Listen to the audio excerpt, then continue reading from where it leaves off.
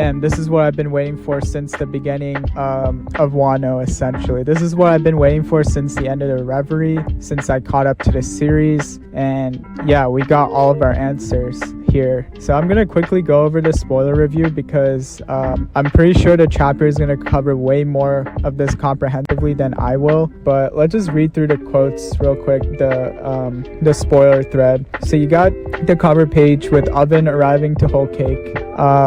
Then the chapter starts off with Kaido winning. So the narrator states that Kaido wins. And then obviously the CP0 agent, he gets trampled and it is unknown whether he's dead or not. But apparently he has a farewell scene. So, okay, well, we all expected that.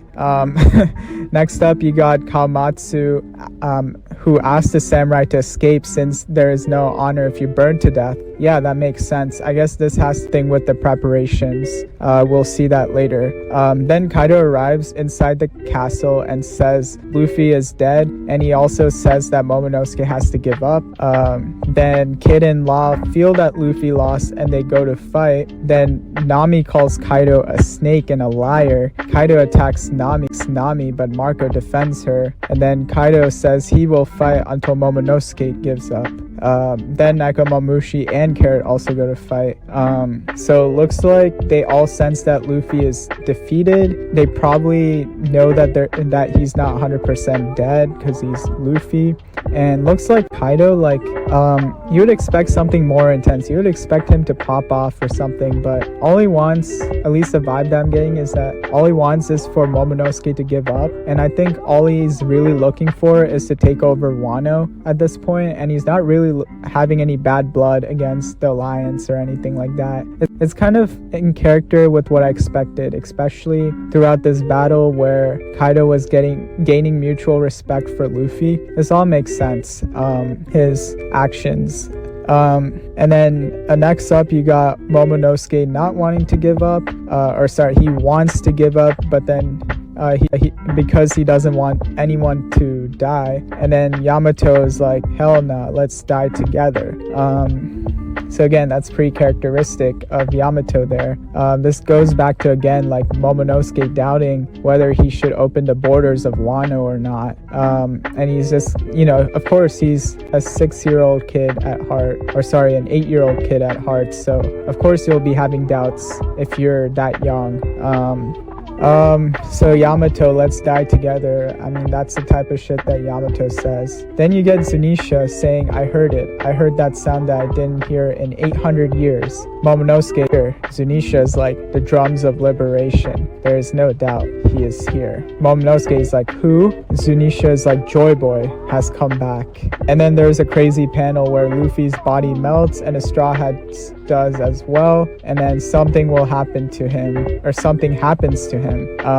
And then the image, we'll talk about the image later, but real quick, let's talk about the drums of liberation. So I did a little bit of research. It looks like a lot of cultures really have a symbolic meaning of the drums rather than just calling the drums like an instrument. So one of the interesting things that I found was the importance of drums in African culture. And apparently drums in the African culture played an important role in African life, including the physical, emotional, and spiritual aspects of their life. They played it to celebrate, to mourn, they play in times of peace, in war, and then seasonally, and then during birth and death. So when Zunisha references the drums of liberation, I'm assuming that Zunisha is hearing the drums of liberation coming from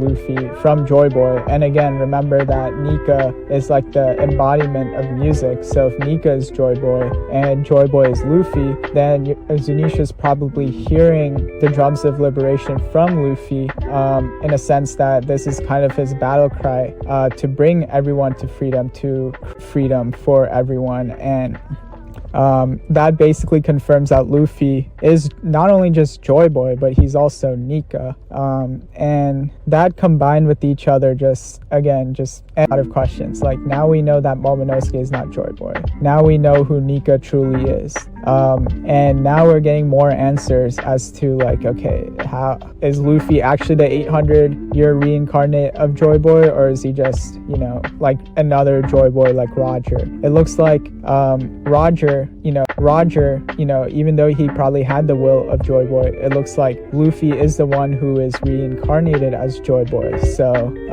this chapter answers a lot of stuff. And then the last panel, it just looks like Luffy might be awakening his Devil Fruit. And I think, you know, all that melting and stuff pretty much alludes to awaken. I don't know what this means for his Devil Fruit. It just, you know, shows that he's melting. So, like, you know, the best explanations I got to this scene is that, one, he doesn't have the giant fruit. I don't think he also has the mythical Monkey King Devil Fruit or Monkey God Devil Fruit, but I think he might either have the rubber fruit like we all theorize, or he might have, like, you know, the oil resin Devil Fruit that Euron proposes. Those are the two possible solutions I can think of from this panel alone, but this could also just be, like, you know, any other power-up that we aren't really accounting for.